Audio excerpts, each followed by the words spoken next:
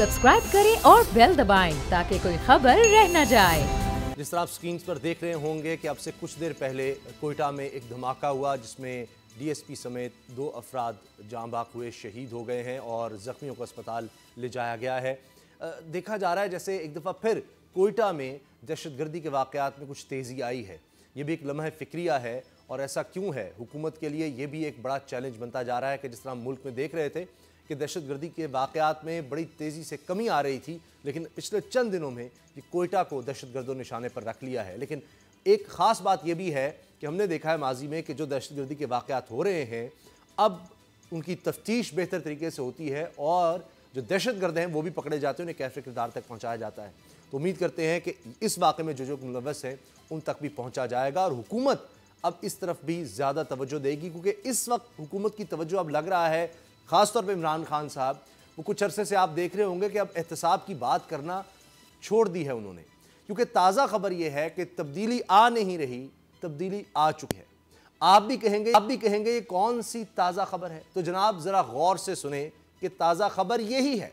आपको याद होगा कि इमरान खान वज़ीर-ए-आज़म बनने से पहले ये नारे बड़े ज़ोर से मारा करते थे, इनका इशारा अवाम की सोच में आने वाली तब्दीली की तरफ था, लेकिन फिर सोच की इस तब्दीली ने इन्हें इक़्तिदार के ऐवानों में पहुंचा दिया और उन्होंने फिर ये नारा मस्ताना बुलंद किया कि किसी को नहीं छोड़ेंगे, एनआरओ नहीं देंगे। लेकिन 1.5 साल तक ये गर्दान दोहराने के बाद जनाब वज़ीर-ए-आज़म को पता चला कि सबका एहतसाब और मईशत को उठाने का ख्वाब साथ साथ नहीं चल सकते। सो मेरे अजीज हमवतनों, तब्दीली आ नहीं रही, तब्दीली आ चुकी है, पाकिस्तान में नहीं बल्कि वज़ीर-ए-आज़म पाकिस्तान की सोच में। जरा गौर से सुने, अब छोड़ूंगा नहीं, एनआरओ नहीं दूंगा का जिक्र आपको कहीं सुनने को नहीं मिल रहा। अब वज़ीर-ए-आज़म के लबों पर है तो यह कि 2020 खुशखबरियों का साल है, नौकरियां मिलने का साल है, क्योंकि अब इन्हें पता चल गया है कि अगर एहतसाब का राग छेड़ा, मईशत की रक्कासा आराम से नीचे बैठ जाएगी, जिसके बैठने को तब्दीली सरकार किसी सूरत बर्दाश्त नहीं कर सकती। इसलिए उनकी सोच में तब्दीली आ नहीं रही, आ चुकी है। इस तब्दीली को मीडिया इत्तेफाक राय का नाम दे रहा है, जिसके नज़ारे कौमी असम्बली के ऐवान में नजर आना शुरू हो गए हैं। आज 5 बिल कसरत राय से मंजूर हुए और 6 ऑर्डिनेंस वापस ले लिए गए, जिनमें नैब ऑर्डिनेंस भी शामिल है। कानून साजी में ये तेजियां भी गवाही दे रही हैं कि तब्दीली सरकार के ख्यालात में तब्दीली आ चुकी है। इसीलिए तो अब अपोजिशन भी चैन की बांसुरी बजा रही है और वज़ीर-ए-आज़म इमरान खान भी ये कहने लगे हैं कि सुकून कब्र में जाकर ही मिलता है। इस तब्दीली से क्या आवाम का भला भी होगा या फिर ज़बरदस्तों को ही फ़ायदा होगा? आज सबसे पहले इसी असद खरल साहब से, बाबर डोगर साहब से। खरल साहब, ये जो ऑर्डिनेंसेस वापस लिए गए, ये तो कमाल हो गया है। ये तो हुकूमत ने कभी कहा ही नहीं था कि ऐसा हो जाएगा। उसमें ख़ास तौर पर एहतसाब वाला और बेनामी वाला, उसका बाकी तो बिल की सूरत में पास हो गए और ज़ैनब अलर्ट जो है वो भी बिल पास हुआ, बहुत ज़बरदस्त है वो चीज़। लेकिन बाकी बिल पास हो गए हैं और मैं अगर आप इजाज़त दें तो उनका सिर्फ नाम ले दूं कि कौन कौन से बिल हैं। विफाकी हुकूमत ने ऑर्डिनेंस असम्बली में जो पेश किए हैं उनमें 4 बिल्स पास हुए, जिनमें वजारती सर्टिफिकेट बिल, कानूनी मामलात इंसाफ, आला अदलिया में लिबास और ख़वातीन के जायदाद के बिल्स की कसरत राय से मंजूरी हुई। लेकिन कौमी एहतसाब और बेनामी लेन देन से 2 बिल्स मज़ीद गौर के लिए मुतल्लिका कायमा कमेटी को भेज दिए गए हैं। तो ये जो 2 काम के थे, जिस तरह बाबर डोगर साहब प्रोग्राम से पहले कह रहे थे, वो तो रफू चक्कर हो गए वो बिल। अब देखिए उसामा साहब, ये 6 बेसिकल आर्डिनेंस थे और जब हुकूमत ने 100 दिन के अंदर ये कहा था कि हम लेजिस्लेशन करेंगे और बैरिस्टर फ़रूक नसीम साहब जो हैं वज़ीर कानून और इंसाफ, इन बिल्स के हवाले से, लेजिस्लेशन के हवाले से एक सैर असल उन्होंने प्रेस कॉन्फ्रेंस भी की। उसमें बाकी हुकूमती जो टीम के लोग, कैबिनेट के लोग भी शामिल थे। इमरान खान साहब के जो मामन हैं, मामन खसूसी हैं, वो भी शामिल थी। बड़ी एक भरपूर प्रेस कॉन्फ्रेंस की गई जिसमें उन्होंने बताया कि ये चीज़ें, जिस तरह वजारतों की 100 दिन की कारकर्दगी। अब ये 3 जो 6 ऑर्डिनेंस थे, जिसमें आपने बताया कि 5 कवानीन तो कसरत राय से इसमें मंजूरी दे दी और यानी जो 5 बेसिकली कवानीन मंजूर हुए हैं। 6 ऑर्डिनेंस वापस लिए गए, जिसमें 2 बड़े जो थे मामलात, एक था नैब का जो तरमीमी ऑर्डिनेंस है जो वापस लिया गया, जिस तरह मैंने बताया था आपको जी कि वो तो होना ही है, बेनामी भी। और बेनामी जो है एसेट्स जो है, क्योंकि उसमें भी बड़े बड़े लोग आएंगे। अब इनके अंदर होगी मॉडिफिकेशन, ये सारा गिव एंड टेक हो रहा है। और बाबर साहब कल ही ब्रेकिंग न्यूज दे चुके हैं कि मॉडिफिकेशन वाली होगी जो नून लीग और पीपल्स पार्टी चाहते हैं। उन्होंने अपने बिल तैयार किए हुए हैं, जाहिर बात है कि 4 जो लोग हैं, चले कम से कम इस बहाने गिव एंड टेक में एक काम तो हुआ। उसामा साहब ये क्रेडिट दें असेंबली को, लोगों का भला क्या हो गया इसमें। 4 अहम मामला थे ना, बहुत अच्छी बात। आप लोगों का भला क्या हुआ। सक्सेशन सर्टिफिकेट लेने के लिए आपको एक छोड़ के दूसरी जनरेशन आ जाती थी और वो केस हल नहीं होता था, बच्चे बेचारे यतीम हो जाते थे, मर जाते थे, दूसरी नस्लें आ जाती थी, कोई ना कोई पंगा आ जाता था, कोई स्टे आ जाता था, कोई और पार्टी कूद पड़ती थी, कोई बाहर से आ जाता था, कोई दोबारा से आ जाता था, बीच में टांग अड़ा लेता था। तो वो एक बुजुर्ग दुनिया से चला गया है तो उसका सर्टिफिकेट तक नहीं मिलता। एक्सप्लॉयटेशन के लिए इस्तेमाल किया जाता था कुछ पार्टियां, माफिया, और ये सक्सेशन सर्टिफिकेट एक कापिल टास्क बन के रह गया। विरासती नाम हो सकती थी। अच्छा, फिर लीगल एड ऑर्डिनेंस, ये बहुत अच्छी है, आम मफाद आमा की बात है। जी जी। अच्छा, इससे क्या होगा थोड़ा एक जुमले में बता दें। ये जो है कानूनी मुआवनत और इंसाफ, इसके अंदर कानूनी मुआवनत की है, कोई भी गरीब आदमी जो है मुस्तक है, डिजर्विंग है, उसको हुकूमत जो है वो बकायदा उसमें फराहम करेगी अपनी हेल्प। सक्सेशन सर्टिफिकेट के अंदर बहुत एक लिमिटेड टाइम है, कानून के मुताबिक अदालतों को उस दिन मियाद के अंदर हर सूरत में सक्सेशन सर्टिफिकेट देना पड़ेगा, जो साल लग जाते थे क्योंकि लेजिस्लेशन नहीं थी।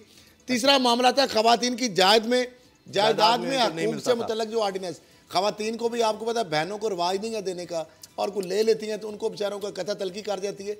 ये तो कोई तरीका इस्लामी में तो मामला मौजूद है।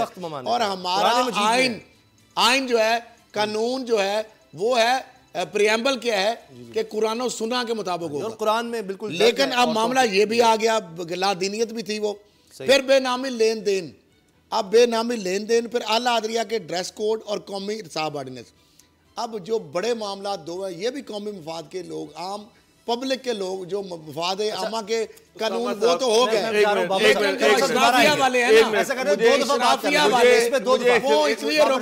उसके अंदर मॉडिफिकेशन। मुझे एक चीज बताएं कि ये जो ऑर्डिनेंसेज आए हैं, ऑर्डिनेंस जब आता है, प्रेसिडेंशियल ऑर्डिनेंस आता है, तो वो किसी इमरजेंट सिचुएशन पे आता है, कोई ऐसी चीज़ जो कि जिस पे फौरी तौर पर लेजिस्लेशन रिक्वायर हो, तभी ऑर्डिनेंस आना चाहिए। अब मुझे एक बात बताएं कि ये जो 4 बिल जो आज 4 जो ऑर्डिनेंसेस जो पास हुए हैं, उसमें एक विरासती सर्टिफिकेट है, कानूनी मामलत व इंसाफ का बिल है, आला अदलिया में लिबास और ख़वातीन की जायदाद के बिल, और ज़ैनब अलर्ट का ऑर्डिनेंस नहीं था। अब ये चारों मैंने आपको बताए हैं, मुझे बताएं इसमें कौन सी इमरजेंट सिचुएशन थी जिस पे प्रेसिडेंशियल ऑर्डिनेंस आया और सारे मुल्क में इतना शोर मचा। मुझे तो गवर्नमेंट की फहम फरासत पे शक होना शुरू हो गया है कि ये तो बिल सिंपली इजलास में भी ले जाते, कौन सी, मुझे साहब मैं जानना चाहता हूँ इसमें कौन सी ऐसी जल्दी थी, कौन सी ऐसी इमरजेंसी सिचुएशन थी कि आपने आला अदलिया का जो लिबास, ख़वातीन की जायदाद, विरासती सर्टिफिकेट और कानूनी मामलत व इंसाफ, नेशनल असेंबली का इजलास है 15 दिन में हो जाएगा, उसमें ये बिल पेश हो जाते हैं और उसमें कंसेंसस के साथ पास हो जाते हैं। अब भी तो आज भी तो हो ही गए ना, बिल नहीं पास हो गए, ऑर्डिनेंस लाने की जरूरत क्या थी? करेक्शन कर ली ना, तो सुबह का भूला कर शाम को आ जाता है। साहब बात ये है डॉक्टर साहब, साल लगते हैं, सर नहीं, पासपोर्ट जब आपका क्या बात करें और सेशन चलने देते थे, अपने तरीके इस्तेकाक आ जाती थी जी, हमारे लोगों को पहले लाया जाए, कोरम की निशानदेही हो जाती है, फलां हो जाता है, बाइकाट हो जाता है। शहबाज शरीफ साहब रोज आ जाते थे तकरीरें करने। डॉक्टर साहब, हमने असेंबलियों में क्या पास बैठे रहते, असेंबलियों में पास क्या होता है, आप दोनों बोल रहे हैं, असेंबलियों में पास क्या होता है, पहले लेजिस्लेशन होती है किस पे कि ब्लू पासपोर्ट सब हाथ खड़े कर देते हैं, MNA MPS का जो पर्क्स हैं उसके लिए सब हाथ खड़े कर देते हैं, ये तो हो जाते हैं। सर ये इसलिए कि ऑर्डिनेंस वापस हुए हैं, सर ये इसलिए कि ऑर्डिनेंस वापस हुए हैं, इस वजह से आज एहतसाब की और बेनामी जायदाद की कोई बात नहीं कर रहा, ये लेन देन हुआ है, ये NR हुआ है, ये नूरा कुश्ती हुई है। ओ सामा साहब, लोगों का तो भला हो गया ये ना। तो पब्लिक इंटरेस्ट के सारे बिल थे, ये वैसे ही पास हो जाते, तो करना चाहिए ना, वैसे ही नहीं हो रही थी। फरोग नसीम जब लेके 6 माह से बैठे हुए थे, इसको साल पूरा हो गया। कब पेश किए, कौन सी ये पार्लियामेंट तो तमाशा लग रहा था, कभी कोरम पूरा नहीं हो रहा, कभी बैशन शुरू हो रही थी, पेश ही नहीं हुए। मैं तो हैरान हूं, इस पे अगर इन बिलों पे भी ऑर्डिनेंस लाने की जरूरत है तो फिर तो ये ऑर्डिनेंस तो खत्म करके बिल पास किए हैं। एक बात जब एक फाइनलिटी देखिए, मेरा तो पहले सवाल ये है कि ऑर्डिनेंस ये छोटे छोटे इश्यूज है, आप प्रेसिडेंशियल जब ऑर्डिनेंस लाते हैं तो ये कहते हैं कि पेडेंशियल ऑर्डिनेंस जो है ये बुरी लेजिस्लेशन, लेकिन अगर आपको चाहिए कि उसको असेंबली के थ्रू लेके अवामी मफाद के हो गए उसी वक्त आना चाहिए जब कोई बड़ी चीज है, बड़ा इशू है, असेंबली का सेशन नहीं। एक चीज को अप्रिशिएट करना चाहिए जो खरल साहब ने बात की, ज़ैनब अलर्ट बिल जो है वो बड़ी अच्छी बात है कि जो बच्चे 18 साल से कम, तो अच्छा हो गया। लेकिन साहब ये जो ऑर्डिनेंस, ये जो नैब ऑर्डिनेंस जो है इसको रोका गया ना, ये जो कल हमने डिस्कशन की थी यहाँ पर बिल्कुल कि उसमें ये कि पार्टी आगे बताऊंगा ये जो आप दोहरा कुश्ती हो रही है ना, एक बुरी खबर है चोरों, डाकुओं और लुटेरों के लिए जो मैच फिक्सिंग करने जा रहे थे, जो करने जा रहे हैं। सुप्रीम कोर्ट ने 15 जनवरी को नैब के हवाले से 100 मोटो 17/16 जिसमें मैं दरखास्त गुजार हूँ, और उसमें चेयरमैन नैब, उसमें अटार्नी जनरल, सारे सूबों के डीजी, सारे सूबों के chief secretary, advocate general, prosecutor general, वो है सारे रिस्पोंडेंट। और वो है अल्ट्रा वारिस नैब की सेक्शन 25A नैब का आर्डिनेंस जो है उसके हवाले से रजाकराना रिकवरी और प्ली बारगेन, रजाकराना रिकवरी के ऊपर स्टे है। बड़ी अच्छी बात है। 25 जनवरी को ये केस बेंच नंबर 1 में फिक्स हो गया है। 25 जनवरी को ही सुन लें। अभी ये आपस में मैच फिक्सिंग कर रहे हैं ना और मॉडिफिकेशन कर रहे हैं। 25 जनवरी को 2016 का ये केस चल रहा है, 2-3 साल हेयरिंग हुई इसकी।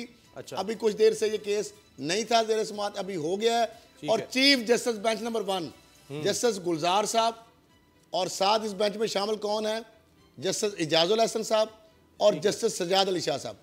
अब ये जो आपस में करेंगे नैब ऑर्डिनेंस के ऊपर और बिल के ऊपर, अब सुप्रीम कोर्ट में मामला भी ये टेकअप दोबारा से फिक्स होगी हियरिंग। उस पर बात करते रहेंगे कि आपकी दरख्वास्त की बात है। 2 जनवरी होगी तो उसके ऊपर सुप्रीम कोर्ट भी ऑलरेडी कॉग्निजेंस लिया हुआ है, वो भी देखेगी। राना सनाउल्लाह साहब ने अपील कर दी, आज उन्होंने कुरान भी ले आए थे ऐवान में, और उन्होंने कहा कि उस पर कहर नाजिल हो जिसने मेरे खिलाफ ये केस बनाया, और 15 किलो जो हेरोइन मेरे पर डाली गई वो गोदाम से लाकर डाली गई। उन्होंने क्या कहा असेंबली में और क्या होता रहा, जरा सब्सक्राइब करें और बेल दबाएं ताकि कोई खबर रह न जाए।